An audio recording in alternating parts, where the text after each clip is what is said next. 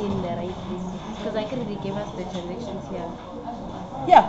So if they gave you a transaction, this is definitely going to be a deposit because of the credit.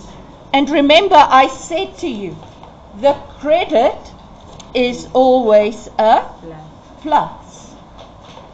Okay? In my books, not the bank's books, a credit would be in the CRJ. So in my bank, it would be a debit. Because remember, in my books, if I do my own books, the debit side is plus and the credit side is minus. Please remember that. They work across, ne? They work like a cross. Can you see my hands? They work like a cross. Okay. And again, there's another direct deposit.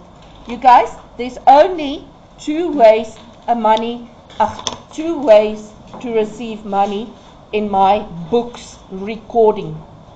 The first way is people give me physical cash. And I go to the bank and I deposit. The second way is a direct deposit. Can you see? If my debtor has got a debit order that pays me every month, it goes directly into my bank. It's still a debit order, a direct deposit. I'm not going to say it's a debit order. It's a direct deposit because it's not my debit order. Ne? If I use a debit order, it's a CPJ. It's a way to pay. You guys get the difference? Yes. Okay.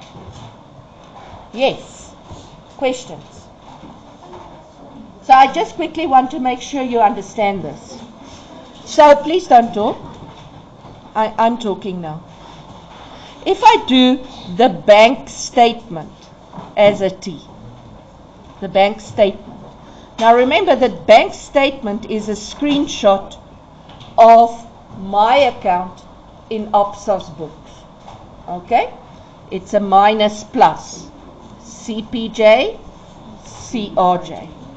In my books, my own business books, it's a plus minus CRJ, CPJ. Can you see they work across? You see?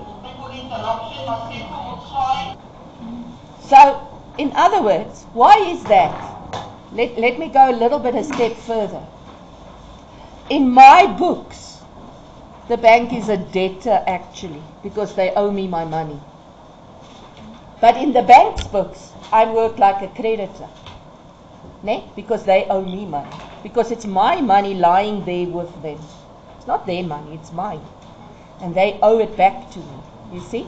So in my books, the bank is an asset. They owe me money. But in the bank's books, I am a liability because they owe me money. Okay? But now let's say for instance,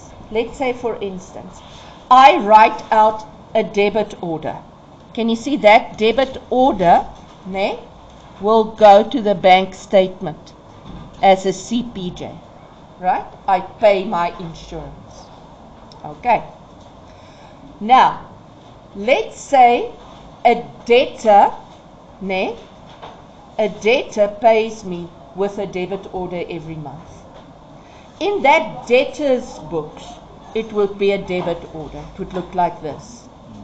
But in my books, it would look like this. It would be a direct deposit in my books. And it will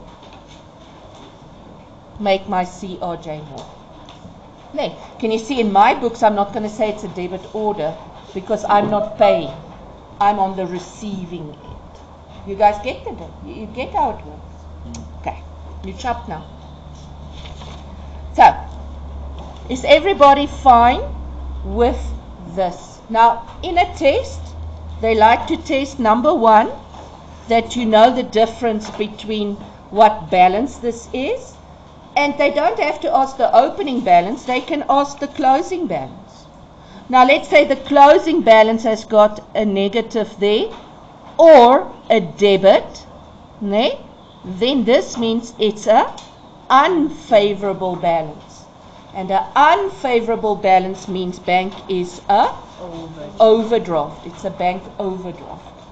So that's the first thing they like to